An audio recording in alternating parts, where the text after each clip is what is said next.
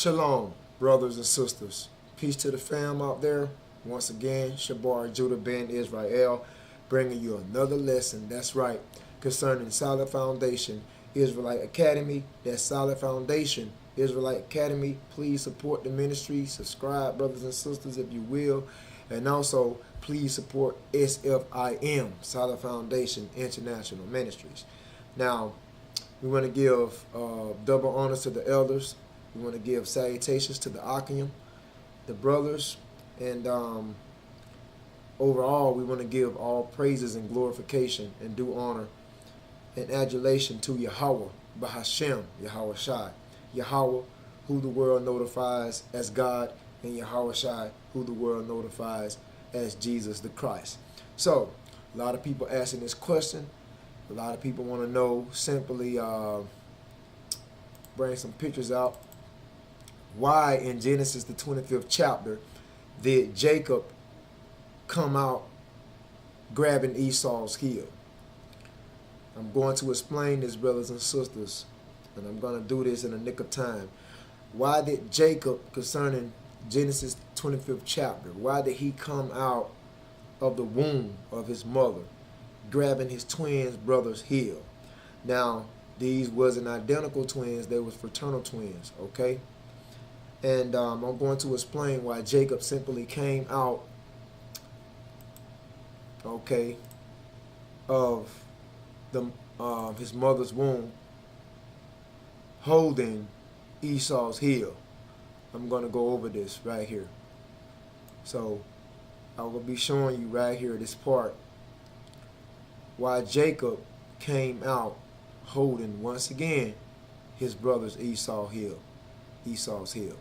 Okay? This is Genesis the 25th chapter. And Isaac was 40 years old when he took Rebekah to wife.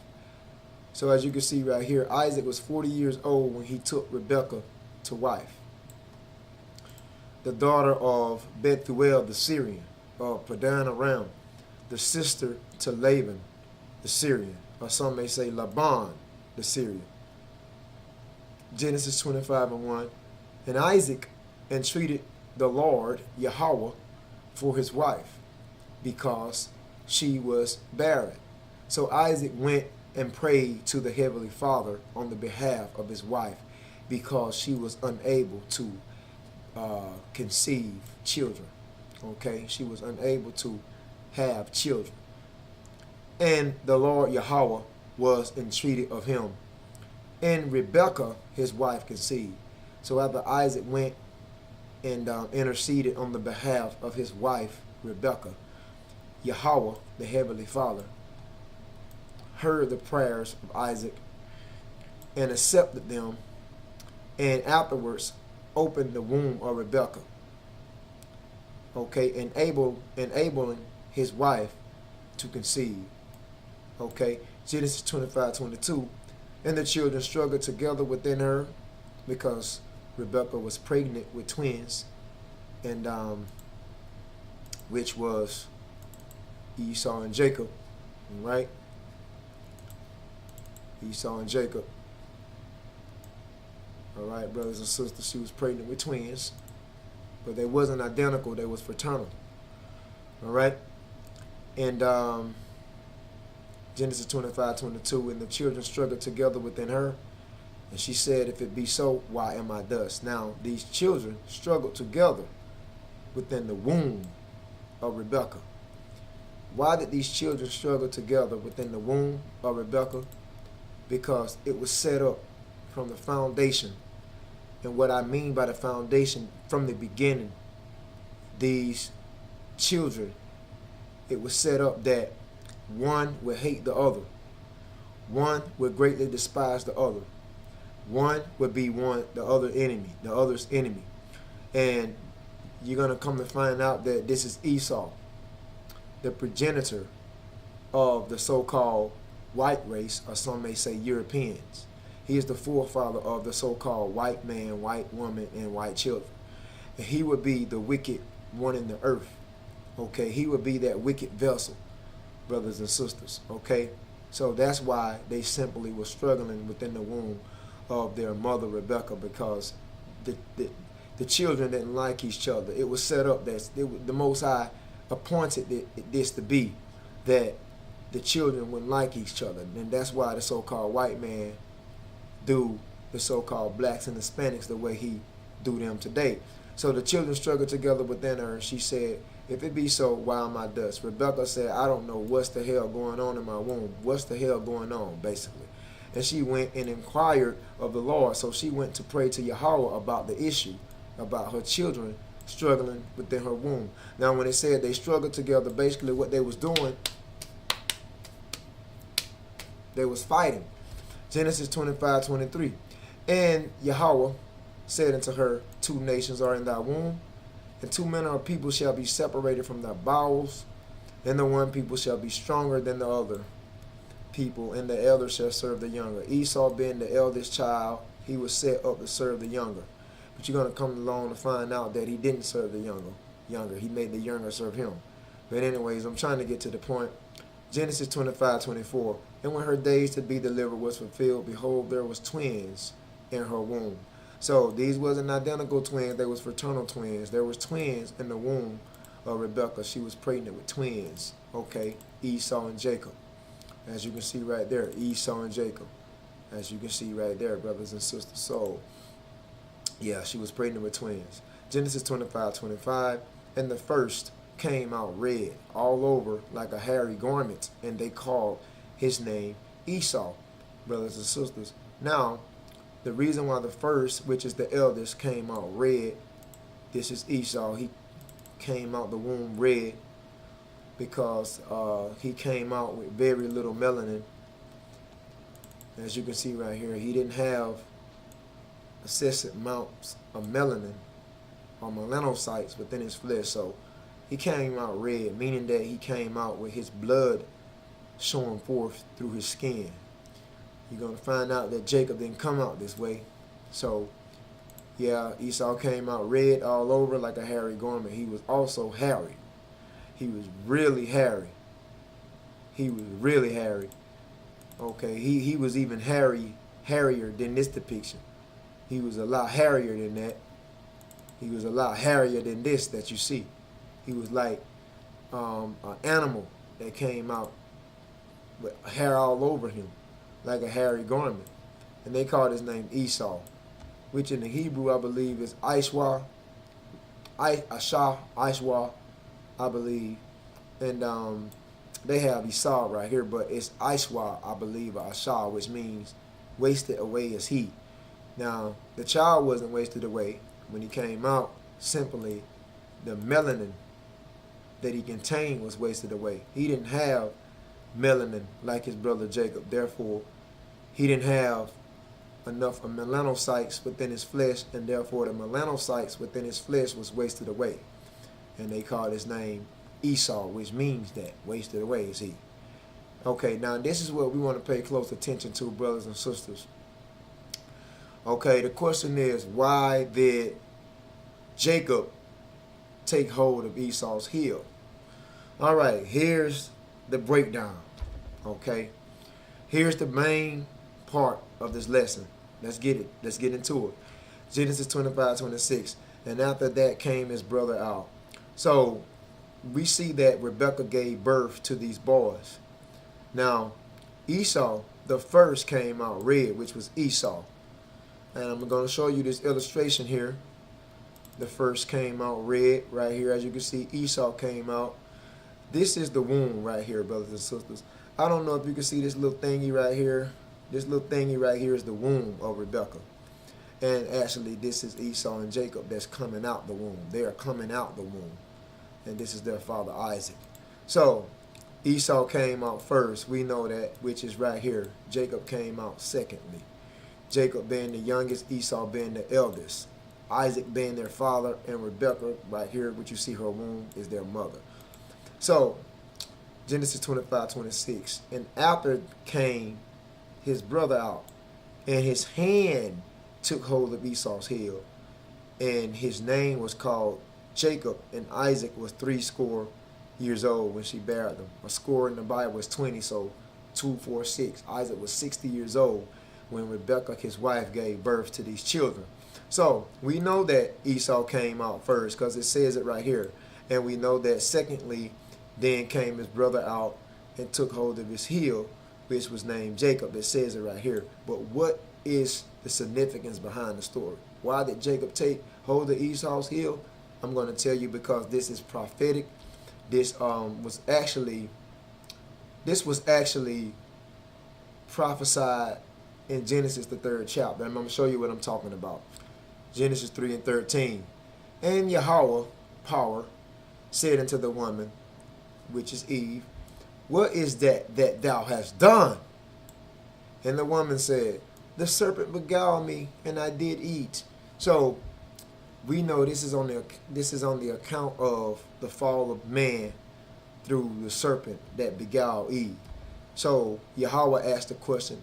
He tells the woman, he says, look, what is this thou hast done? The woman responds to Yahweh, saying, the serpent beguiled me and I did eat.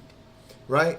Now, this serpent right here is not a literal snake, brothers and sisters. This serpent right here is a mischievous, trickery person.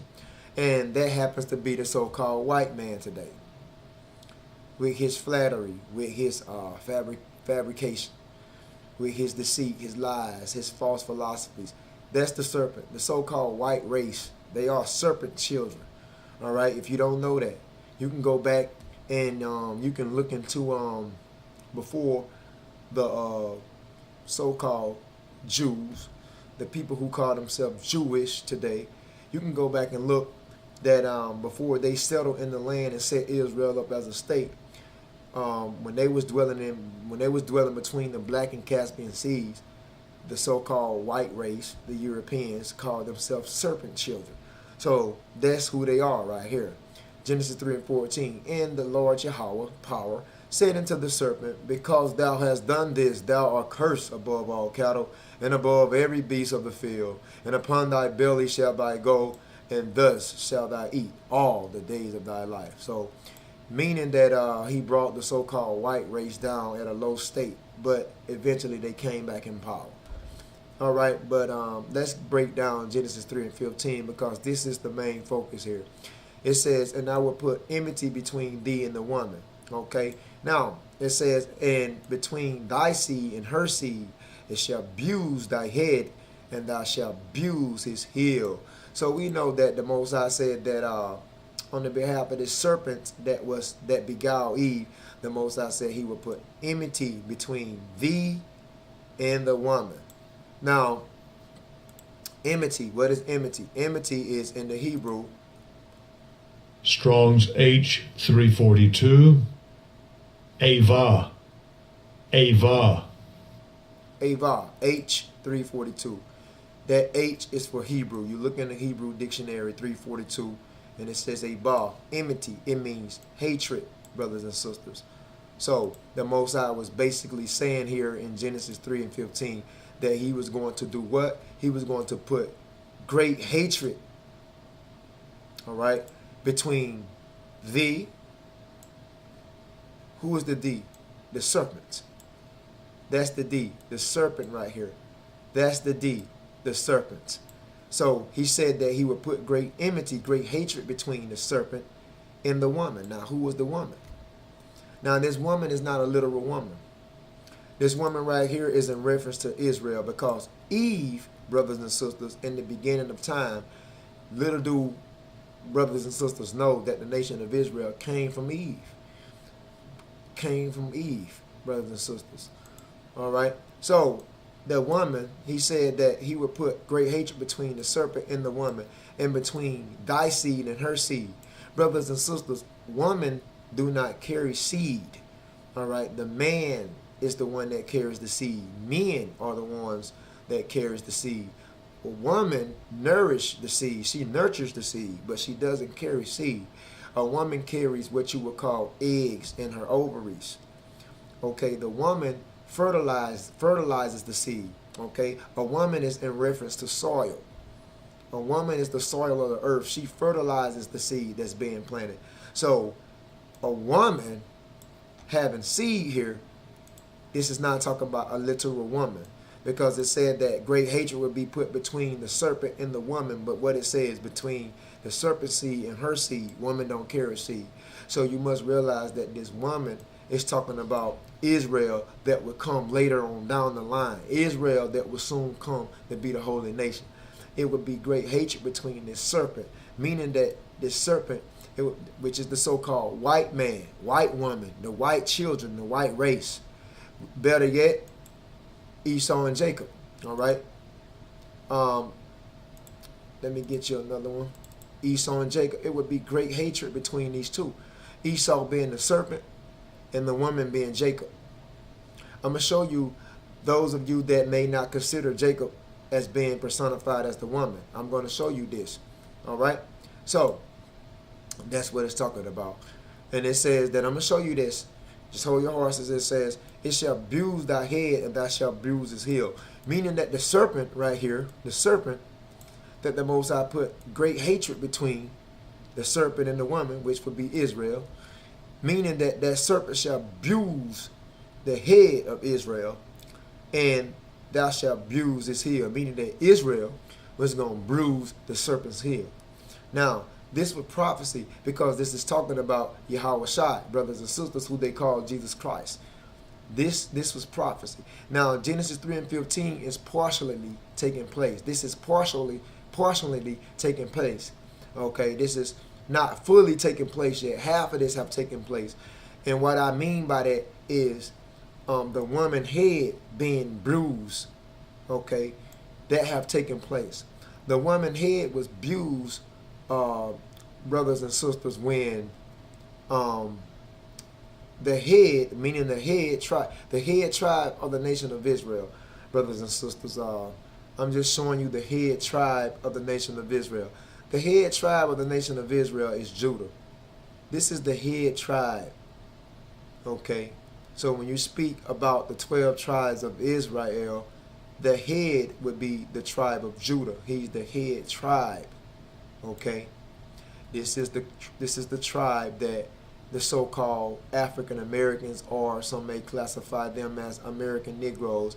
This is the tribe that they derive from. Why? Because Judah is a man, and Judah became the fourth born son of Jacob. And this is the tribe that the Jews came out of. The Jews came out of Judah, because Jew is short for Judah. So the Jews came out of Judah. So when the Bible speaks of Jews, they are modern day so-called African Americans or American Negroes today.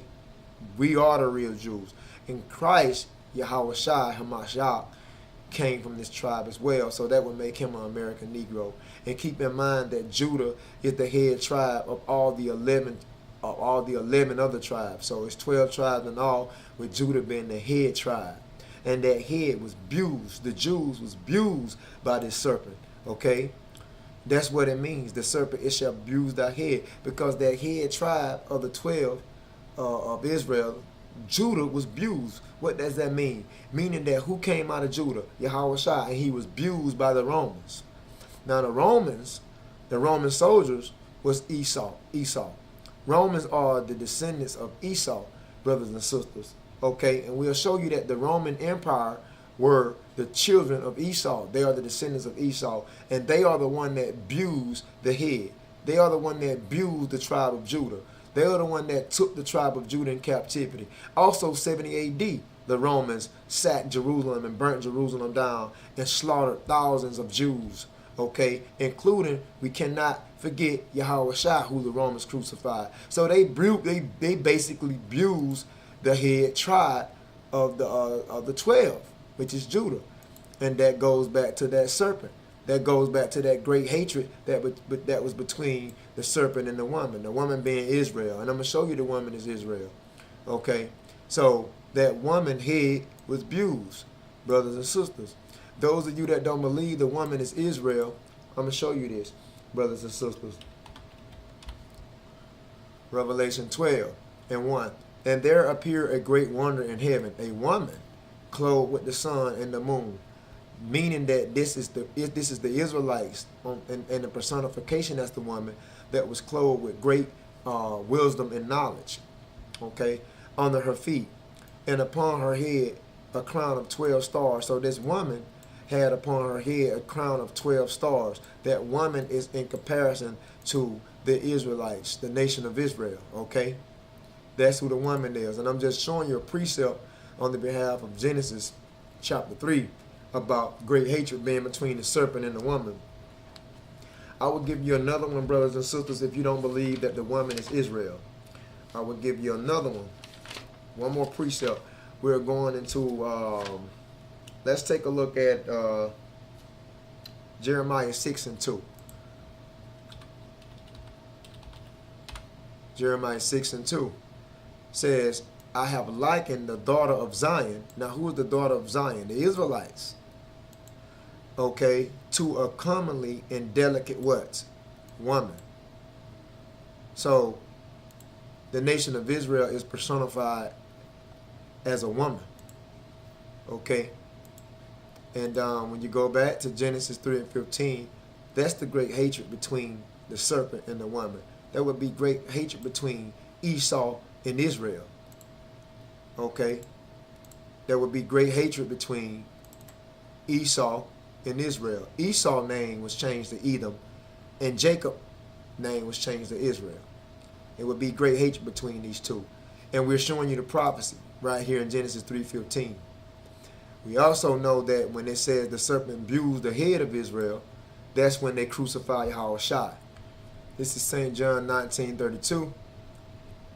Then came the soldiers and brake the legs of the first and the other, which was crucified with him. Now we know when Yahushua was being crucified. Let's see, can we bring up some pictures here? We know when Yahushua was being crucified, as you can see right here, he is the King of the Jews. When Yahushua was being crucified, brothers and sisters, it was two thieves along with him being crucified. And the soldiers, which was the Romans, brothers and sisters, the soldiers break the legs of the two thieves, because you had Yahushua, which was in the center on Calvary, and the two thieves was on the outer right and the outer left of Yahushua, so it was three in all. The soldiers break the legs of the first and the second, the two thieves, the two men which was on the outside left and right of Yahushua, with him being in the middle, as you can see, and the other which was crucified with him. So 19:33 of St. John. But when they came to Yahushua, Jesus the Christ, and they saw that he was dead already, they break not his legs. Now you keep in mind that these soldiers right here are the Romans. They are that same serpent that was prophesied in Genesis 3 and 15, that there would be great hatred between him and the woman. Right? 19:33. But when they came to Yahushua and saw that he was dead already, they break not his legs. John 19:34. But one of the soldiers with a spear. Now, who were these soldiers? The Roman soldiers. The Roman soldiers, brothers and sisters. Talking about the Roman soldiers. They are the descendants of Esau. They are the children of Esau. They are the children of the serpent. They are called serpent children. All right? That's that great hatred between the serpent and the woman in Genesis 3 and 15. Right?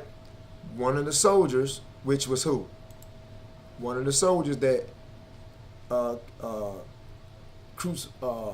Yahushua, right? One of the soldiers, but one of the soldiers with a spear pierced his side. One of the soldiers with a spear pierced his side, and forthwith came there out blood and water. So these Roman soldiers, brothers and sisters, the children of Esau, the children of the so-called white man, which is Esau, going all the way back to Genesis being the serpent, it was great hatred that was set up between Esau and Jacob. That's why to this day, so-called black people and so-called white people don't click. They don't gel. Okay, they don't hit it off to this day, because it was great hatred that was set up between us from the foundation of the earth, man. Starting back in the womb of Rebecca, when these children struggled together.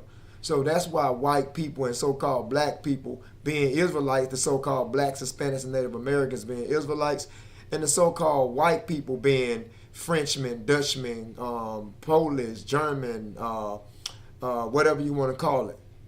Basically, primarily Europe. That's why we haven't been able to get together, man, because it was never meant for us to get together. Okay, it was a gulf fix that was set between us. Okay, and we was never meant to consolidate and be together. And that's the prophecy, man, about the serpent children, which is Esau having that great hatred towards the woman, and that serpent abusing the head of the woman, which was talking about in Genesis 3:15. The serpent abusing the head of the woman is right here. One of the soldiers with a spear pierced his side, and forthwith came there out blood and water. See? That's when the serpent abused the woman's head. All right? That woman being the nation of Israel, as we already have shown you. That woman being, let's see, right here. That woman being the nation of Israel, and that head tribe of the nation of Israel was abused. Okay? 70 AD, the Jews slaughtered by the Romans, and after 70 AD. You know what I'm saying? Before 70 AD, Christ was crucified. All right? So that's the head being bruised, brothers and sisters. And we see that the Roman soldiers pursuing John 19:34, they the one that pierced Yahushua and put him to death, man. Okay? So, as you can see, brothers and sisters, yeah, they the one that put him to death. And I'm going to show you. This is Mark 15:32. Let Yahushua Hamashiach, the King of Israel, descend now from the cross, that we may see and believe, and they that were crucified with him revile him. Mark 15:33. And when the 6th hour was come, there was darkness over the whole land until the 9th hour. Okay, brothers and sisters. And just keep in mind, from the 6th to the 9th hour is we'll say from about 12 o'clock to 3 p.m. About 12 p.m. to 3. From the 6th to the 9th hour. Okay. There was darkness. From the 6th hour was come. There was darkness over the whole land to the 9th hour. Mark 15:34. And at the 9th hour, Yahushua Hamashiach cried with a loud voice, saying, Elo, Elo, lama sabachthani. Elo, Elo, lama sabachthani, which means, being interpreted, my God, why hast thou forsaken me? That's when Yahushua was on the cross. Let's see, can we get a picture? Right here. That's when he was on the cross. That's what he said. Elo, Elo, laba sabachthani. If I'm saying it right. Elo, Elo, lama sabachthani. Which means, my God, why hast thou forsaken me? Mark 15:35. And some of them that stood by when they heard it said, Behold, he called Elias, which was Elijah. That's how you say Elijah in the Greek. Mark 15:36. Okay. And then it goes on. But we're going to get to the point, brothers and sisters. I want to get to this point right here. Mark 15:37. And Hamashiach Yahushua, Jesus the Christ, cried with a loud voice and gave up the ghost. See? So that's Mark 15:37. He cried with a loud voice, and he gave up the ghost, meaning that he died. So that's definitely prophecy, man, about on the behalf of Genesis 3:15. When we was reading Genesis 3:15, it says, I will put great hatred between the serpent, which is the white man, the Romans, and the woman, which is Israel, Blacks, Hispanics, Native Americans, and between thy seed, the serpent, the so-called white people seed, and between her seed, the so-called Israelite, the Israelite seed, the so-called Blacks, Hispanics, and Native Americans. And it abused our head. Well, they abused him when they pierced his side, man. And he hung his head and died. They abused the head of the woman, which was the head tribe of the nation of Israel, which was the tribe of Judah, which Yahushua came out of. Okay, that serpent that had great hatred, okay, abused the head. Okay, if this making any sense to you, brothers and sisters, I hope it is. Okay, This is biblical prophecy. I'm not trying to take so long, but you can see the head tribe of Israel right there, Judah, was abused by the Romans. Okay, because they crucified Yahushua, and then 70 AD they sacked Jerusalem, they burnt it down, and they killed thousands of Jews, man. So yeah, that's the serpent abusing their head. The serpent, which is the so-called white man, abusing the woman's head. So I think that's enough said on that. But let's look at this part right here. It says, and thou shalt abuse his heel. So that means that Yahushua, brothers and sisters, Yahushua, when he comes back, he's going to abuse the heel of this serpent, of this white man. Okay, now what does that mean? Because I told you we are going over basically why did Jacob come out holding Esau's heel right here? This is biblical prophecy, brothers and sisters. Meaning that Esau came out first, Jacob came out holding his heel. Let me give you some more. Now we're going to show you on the behalf of the heel that we're going to abuse the blacks, Hispanics, and Native Americans, including Yahushua the Christ. We're going to abuse this serpent's heel, which is the so-called white man. Now, let me bring this out. Because even though the children of Esau abused the woman's head, took out the Jews, and sacked Jerusalem, burnt Jerusalem down, and also crucified Yahushua, we're going to get revenge in time to come. We're going to abuse the serpent's heel. Brothers and sisters, many individuals as blacks, Hispanics, and Native Americans being Israelites, many don't believe that the Roman soldiers are the Edomites. I hear lots of people saying that the Edomites are Arabs, but the Edomites are not Arabs. This is a book right here, Classical Biblical Baby Names, Timeless Names for Modern Parents. As you can see it, I want you to see it real good, brothers and sisters. I don't know if you can see it because of the lighting, but it says Classical Biblical Baby Names. Once again, and it says Timeless Names for Modern Parents. Now, when you go into this book on the behalf of Esau, matter of fact, we can pull that book up so you can see it clearly online. And as you can see, we have located the book, Classical Biblical Baby Names, Timeless Names for Modern Parents. This is the exact book that I'm holding in my hand right here. All right. So for those that want to insist on Esau being the Arabs, I'm just going to show you that they're not. All right. The Roman Empire was Esau. And the revived Roman Empire, today the so-called white people are the descendants of Esau. All right, brothers and sisters, if we can find this, I want to show you something. Okay. Now, we're not going to take a long time. But in this book, since it's not, I can't find it online. In this book, this is page 72. I don't know if you can see it. Page 72. All right, page 72. And it speaks on the behalf of Esau. Says the language that he spoke was Hebrew. Okay, it says Esau means hairy, which it doesn't really mean hairy. Esau means basically wasted away is he. All right, brothers and sisters. And it says related names, nicknames. It says none in the book, but we know Esau did take upon a nickname, which he took upon Edom.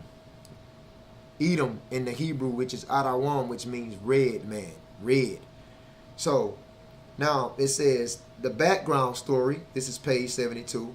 Says Esau, the oldest son of Isaac and Rebekah. We just skip down. It says Esau was a hunter. It says, but the Lord told Rebekah that basically her two sons, the elder shall serve the younger, which Esau being the eldest.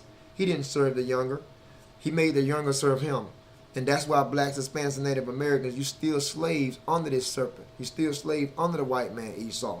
Esau sold his birthright to Jacob for a bowl of red stew, which gave him the name Edom or Red. See, that's why he took upon a nickname. His name was changed from Esau to Edom, which means red man. Okay, it says Esau settled in the land of Seir, which came to be known as the land of Edom. Now, if you were to pay close attention at the bottom of page 72 in this book, I don't know if you can see that, brothers and sisters, but man, I hope you can see it. I don't know if you can see it. It says that Esau is considered a significant character in world history and the forefather of the Roman Empire. It says Esau is the forefather of the Roman Empire. So those Romans are the descendants of Esau. Okay, I don't know if you can see it. I hope you can, brothers and sisters. So the Romans are the descendants of Esau, right?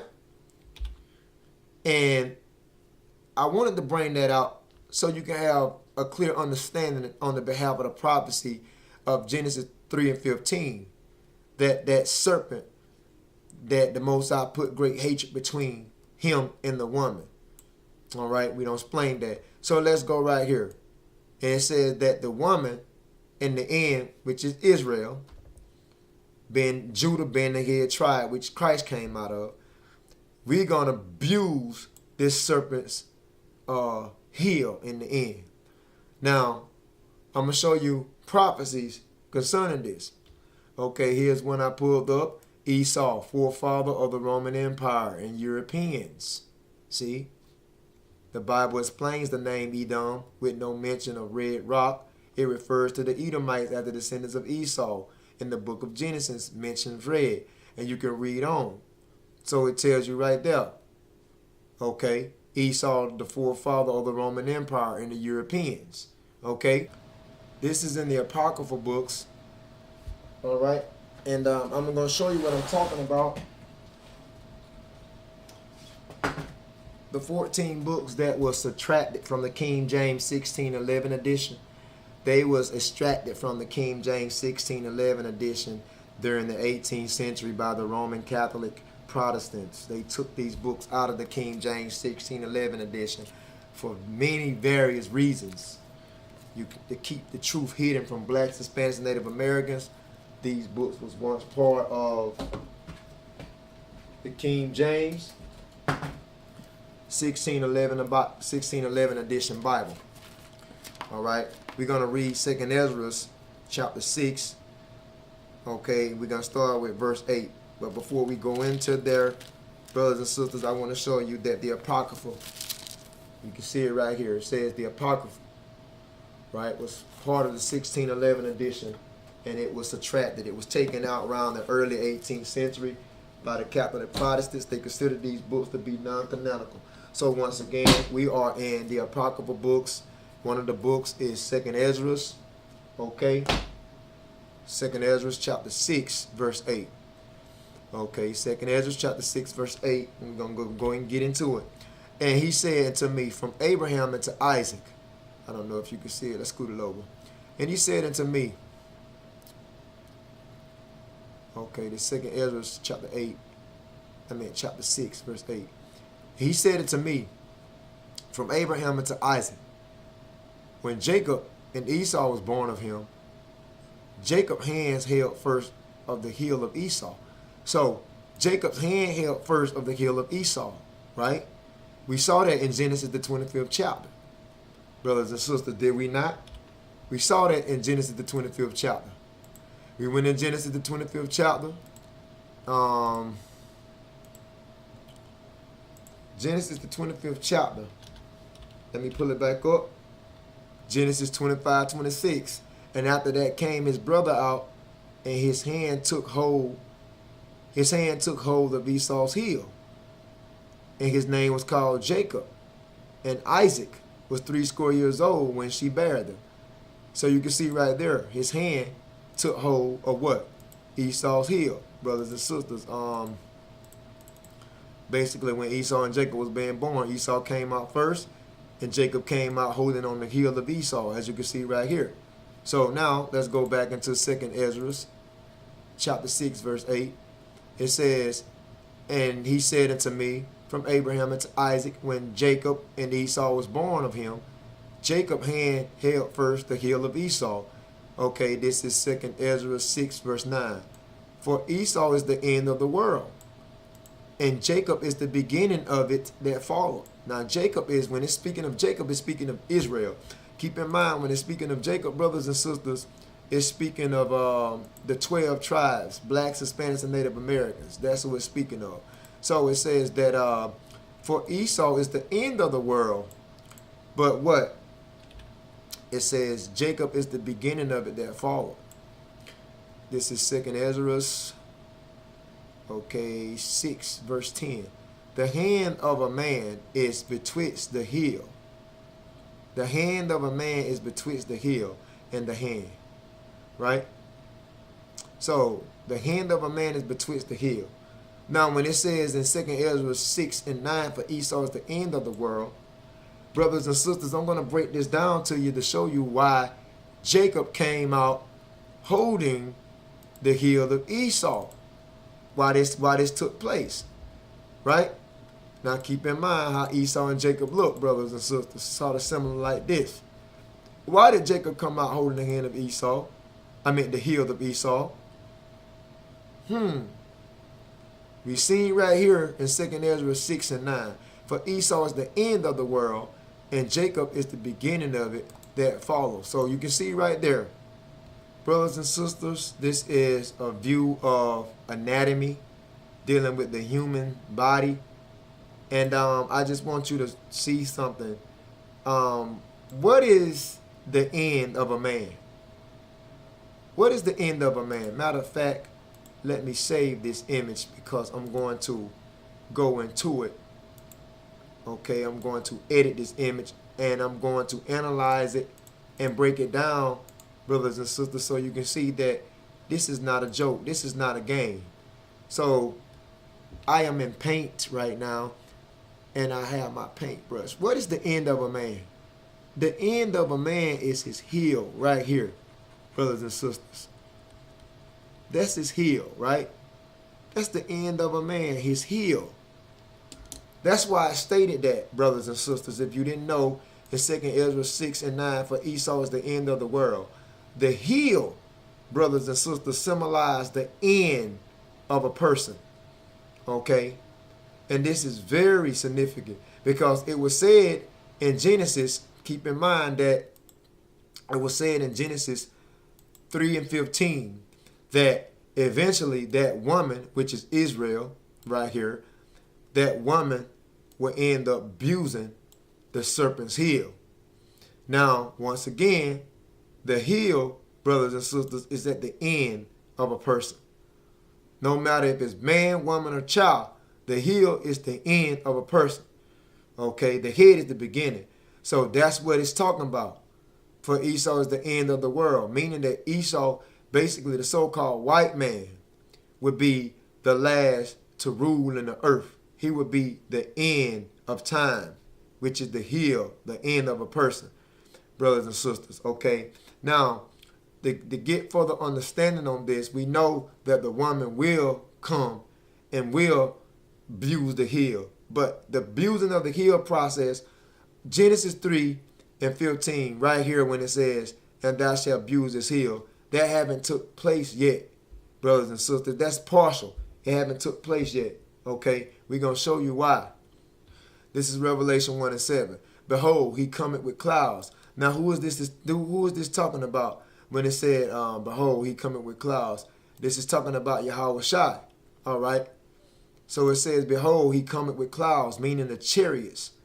Okay, the chariots of God is classified as UFOs today. He cometh with clouds, and every eye shall see him, and they also which pierced him. Now, who pierced him, brothers and sisters? We don't showed you this previously. We showed you this a couple minutes ago, or you could say we showed you that it was the Romans. It was the Roman soldiers. Who are the Roman soldiers? The descendants of Esau, the serpent children, man. Did it not tell you in the classical biblical baby names that Esau was the forefather of the Roman Empire? So that serpent bruised that woman's head. Okay? That serpent bruised that woman's head. All right? That's when the head tribe of the 12 tribes of Israel was bruised, when the Jews and Yahushua was crucified. Okay? It says, so every eye shall see him when Yahushua make his second return. And they also which pierce him, meaning the Romans. They're going to see him because the Romans is going to be back on the earth in the reincarnation or the regeneration. And they're going to see him when he comes back. And it says, and all the kindreds of the earth shall wail because of him. So it tells you right there, behold, he cometh with clouds. Every eye shall see him, and they also which pierced him. So what that's telling you, Yahushua is coming back to get revenge on those Roman soldiers that bruised his head. That bruised the head of the 12 tribes of Israel. He's coming back to bruise the heel. That's what it's talking about. They that pierced him. He's coming back to bruise the heel. He's coming back to bruise the heel, brothers and sisters, okay? We're going into Daniel chapter 2 to show you furthermore on Genesis 3 and 15 about eventually the woman will bruise the heel of the serpent. This is Daniel chapter 2. All right, brothers and sisters. So we're going to go into that and we're going to break that down because all this is prophetic. Daniel chapter 2. And we're going to start with Daniel's,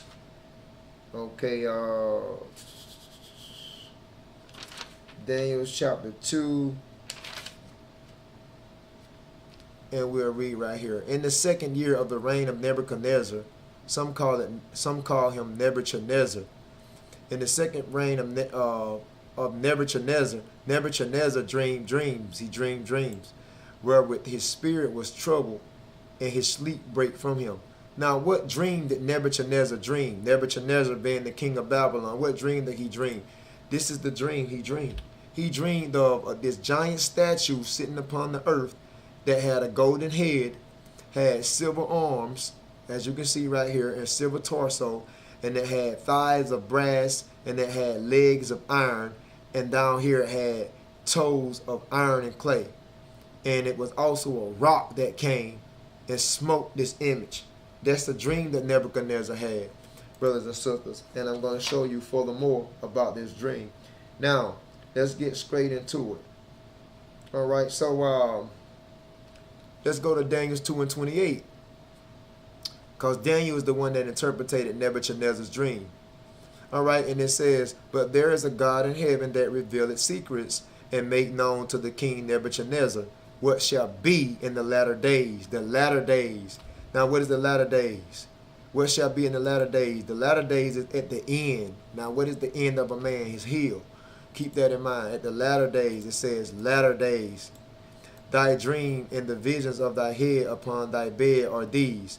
So Daniel is about to tell Nebuchadnezzar his dream. He's about to break it down because the Most High gave him the wisdom to break it down to the king of Babylon, Nebuchadnezzar. All right, this is Daniel's 2 and 32. Let's skip down some. The image, this image head was of fine gold, his breast and his arms of silver, his belly and his thighs of brass. Daniel's 2 and 33. His legs of iron, his feet part of iron and part of clay. And this is exactly what you're seeing right here. That's what Nebuchadnezzar, the king of Babylon, dreamed about. And he did not understand his dream, and Daniel broke this dream down to him. Now, all this is the prophetic message concerning Genesis 3 and 15 about the serpent bruising a woman's head, and the woman will eventually bruise his heel, right? So, let's go back into Daniel's, the second chapter. And let's look at Daniel 2 and 34. Thou saw it to that a stone was cut out. Now we know this stone right here is in reference to Yahushua, because Yahushua, brothers and sisters, let's put him up. Yahushua is known as the chief cornerstone in the scriptures. So we know that stone is Yahushua. He was also the stone that the builders, the Pharisees, and the scribes, the Sadducees rejected. So that stone was cut out without hands, which smote the image upon his feet. So this stone ends up smiting this image upon his feet, brothers and sisters. And like this, as you can see right there, that stone smote the what? That stone smote the heel. Okay, brothers and sisters, as you can see. smote the heel. I want to bring it over here so you can see it. As you can see where that stone is hitting, that stone is hitting the heels. Why is the stone hitting the heels? Because it was prophesied in Genesis 3 and 15 that the serpent heel would be bruised, brothers and sisters. Okay? That's why it's hitting the heels, as you can see. So, this is what Nebuchadnezzar dreamed about, brothers and sisters. Okay? And Daniel 2 and 34, that stone smote the image upon his feet that were of the iron, the clay, break them into pieces. As you can see. Daniel 2 and 35. Then was the iron, the clay, the brass, the silver, and the gold broken to pieces together. So basically, this whole statue right here was demolished. It was destroyed because that stone, when it hit the heel, when it bruised the heel, the whole image fell, man. As you can see, right here, brothers and sisters. So, yeah, the brass, the silver, the gold, broken, all that was broken to pieces together and became like the chaff of the summer threshing floors. And the wind carried them away, that no place was found for them. And the stone that smote the image, the stone, Yahweh, the stone, the cornerstone that smote the image became a great mountain and filled the whole earth. That is the reign of Israel, brothers and sisters. That's when the blacks, Hispanics, and Native Americans will begin to reign as kings and queens and get put back into their position, and we will reign over these heathens. Okay, that would take place. That's when Genesis 3 and 15 would take place wholeheartedly. See, Genesis 3 and 15 haven't took place 100% yet, but that's when it would take place on the behalf of Genesis 3 and 15 about that woman abusing that serpent's heel, brothers and sisters, as you can see. So, yeah, man, it goes deep. So, as you can see, Genesis 3 and 15 haven't 100% taken place. Okay, Genesis 3 and 15. They haven't 100% taken full course yet. But, yeah, the serpent heel shall be bruised, man. Okay, so this is why in Matthew 5:17, Yahweh said, now let me pull him up so you can see who I'm talking about here. Yahweh said in Matthew 5 and 17, think not that I come to destroy the law or the prophets. I am not come to destroy, but to fulfill. So he didn't come to destroy the law or do away with the law. He came to fulfill the prophecies that was written of him, man. And there was many prophecies besides Genesis 3 and 15 that was written of him. Now he came to fulfill those prophecies that was written of him. He didn't come to do away with the prophecies, because he tells you, I'm going on down, that whosoever shall break one of these least commandments, they shall be least in the kingdom. So he didn't come to do away. He came to fulfill, meaning that he came to fulfill certain prophecies that was written in the Old Covenant, that was written in the Tanakh, that was written in the Torah, man. All right. And what comes to mind? Genesis 3 and 15. That has been partially filled. Okay? Because we know that we know there's great hatred between the woman. We know that the great hatred between the serpent and the woman. That the serpent shall abuse the woman's head, but that woman, which is Israel, is going to abuse his heel. That haven't came yet. So another thing I wanted to put out, when Esau and Jacob was coming out the womb of Rebekah, also Jacob bruised the heel of Esau. He bruised the heel of Esau, and while he was bruising the heel of Esau, while he was trying to pull Esau down, Esau was kicking him in his head. You see what I'm saying? So he bruised the heel of Esau right here, and Esau was kicking him in his head. Basically, all this was taking place about Israel being on top. So you wondering why Esau, if you wondering why Esau came out first, brothers and sisters, if you wonder why Esau came out first and Jacob came out secondly, it's because that's who's ruling the earth right now. The so-called white man, he has first dibs. He's ruling the earth right now. He's in first place right now. But we got next. So that's why Jacob was come out secondly. Because many that are first shall be last, but many that are last shall be first, brothers and sisters. Let me bring that out. These several accounts right here. Matthew 19:30. But many that are first shall be last, and the last shall be first. And that takes you back, and you're wondering why, when the children were born, Esau came out first, Jacob came out secondly. But Esau's kingdom would dwindle, his kingdom will fall, and many that are first, which you so-called white people that's ruling, you're going to be last, pursuing the scriptures. See?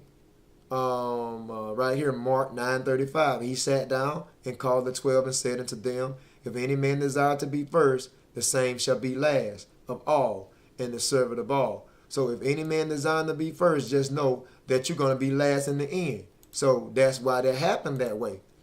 Esau came out first only to be last in the end. Because we're going to rule as kings and queens, blacks, Hispanics, and Native Americans. We're going to rule as Jacob, Israelites. So, yeah, Mark 10:31. But many that are first shall be last, and the last shall be first. Luke 13:30. And behold, there are last which shall be first, and there are first which shall be last. So as you can see, if you're wondering why Jacob came out holding Esau's heel, I just broke that down to you perfectly, brothers and sisters, that Esau, so-called white people, I know you upset, blacks, Hispanics, and Native Americans, because they are ruling and it seems like their rulership is not coming to an end. But you can bet that their rulership is going to fall. And that since you're last, blacks, Hispanics, and Native Americans, we've been Israelites, we shall be first, and the first shall be last, as you can see right here. Okay, brothers and sisters, one more scripture, man. One more scripture. Because it's bound to happen. All right? It's bound to happen. Okay? So, this is Revelation 19:11. And I saw heaven open, and behold, a white horse. That's a chariot. Okay, so-called UFO. And he that sat upon it was called faithful and true, because Yahweh Bashim Yahushai is going to come back in a chariot, man, to judge the earth. And the righteousness, he does judge and make war. See, so, and in righteousness, he does judge and make war. He's coming back to destroy that heel or that serpent that Daniel prophesied in the 2nd chapter. Revelation 19:12. His eyes were as a flame of fire, and on his head was many crowns. Now, why on the Messiah's head there were many crowns? Because people don't understand that. See right here? Because we know when they crucified him, they put a crown of thorns on his head. They put a crown of thorns on his head. That's not talking about that in Revelation 19:11. In Revelation 19:12. In Revelation 19:12, when he make his second appearance, he's gonna come back, and on his head would be many crowns. It's not talking about thorns, but on his head there would be many crowns, meaning that Yahweh shall have taken all the power of the nations, and he have taken all the rulership and power of the nations in the earth.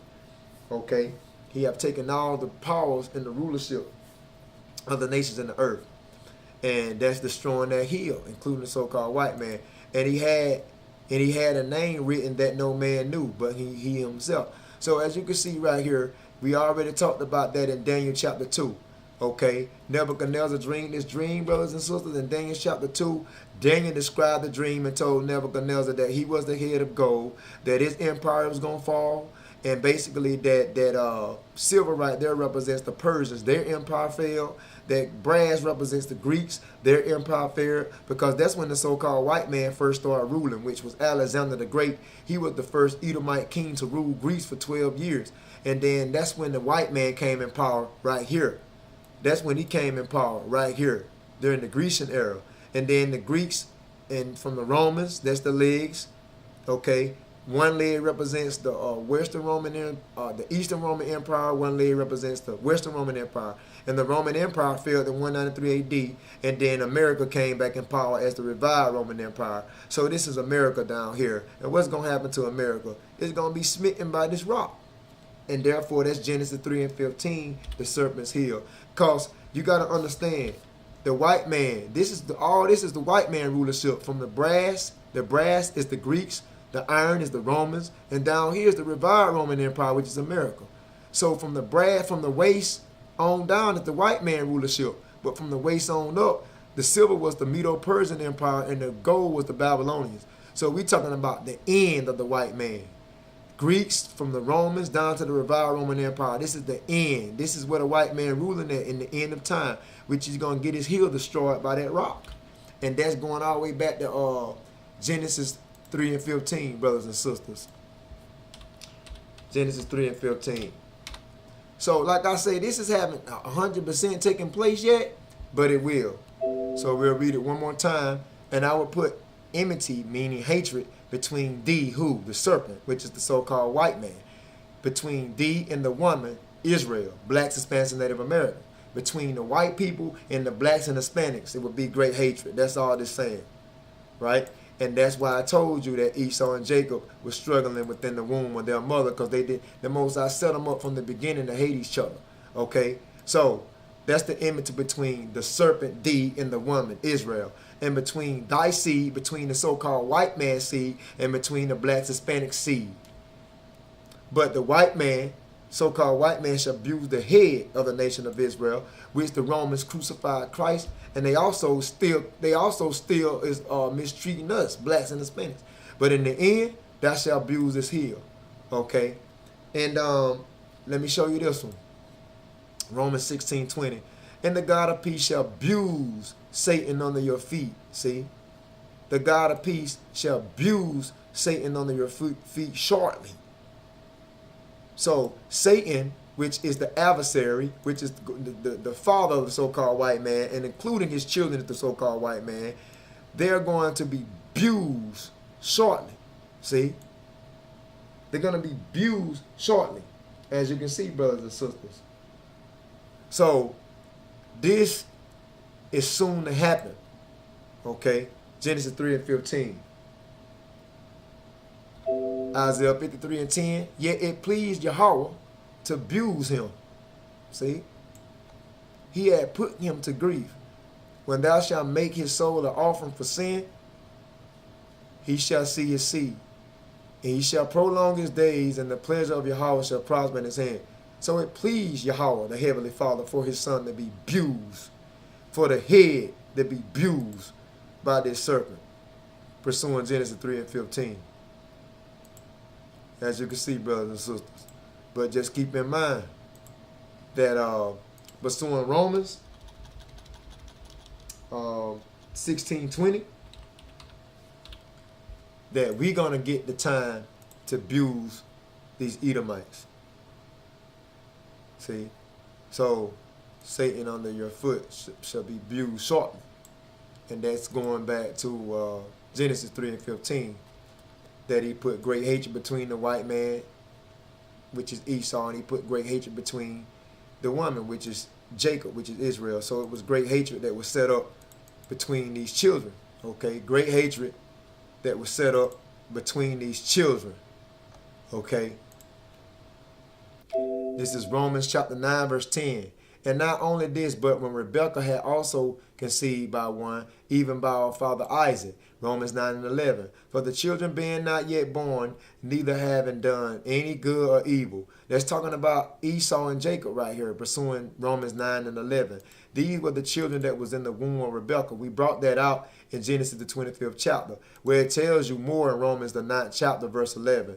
Neither have done any good or evil. Way before these children was born, these children haven't done any good or evil. Way before they was born. But let's continue on. It says that the purpose of God, according to the election might stand. Not of works, but him that calleth. So the purpose of God, according to the election, that the Most High, the Heavenly Father, he set one child up to be evil in the earth, and he set one child up to be good in the earth. Now, who is the child he set up to be wicked and evil as hell? Esau, which is the so-called white race. Who is the child he set up to be the good people, the blacks and Hispanics? You are the spiritual and holy people, but not the so-called white man, which is Esau. He was set up according to the Most High election to be evil. See? So Romans 9 and 12, it was said to her, the elder shall serve the younger. That's in Genesis the 25th chapter. Romans 9 and 13, as is written, Jacob have I loved, but Esau have I hated, because Esau sold his birthright.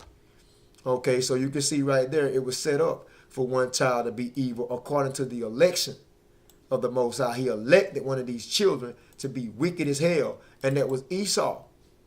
Okay, so white people, if you're wondering why they so damn wicked, it's because the Most High, according to his election, appointed them to be the way they are. Okay? Romans 9:15, for he said to Moses, I will have mercy on who I will have mercy. I will have compassion on who I will have compassion. Let's continue on down. This is all dealing with Esau and Jacob. Romans 9, okay, going down from 9:13, going all the way down. For Jacob have I loved and Esau have I hated. This is all dealing with Esau and Jacob. Romans 9:13, going all the way down if you read within the context. See, so you got to understand that it says, Romans 9:21, have not the potter power over the clay of the same lump to make one vessel into honor and another vessel into dishonor? So what vessel he made into honor?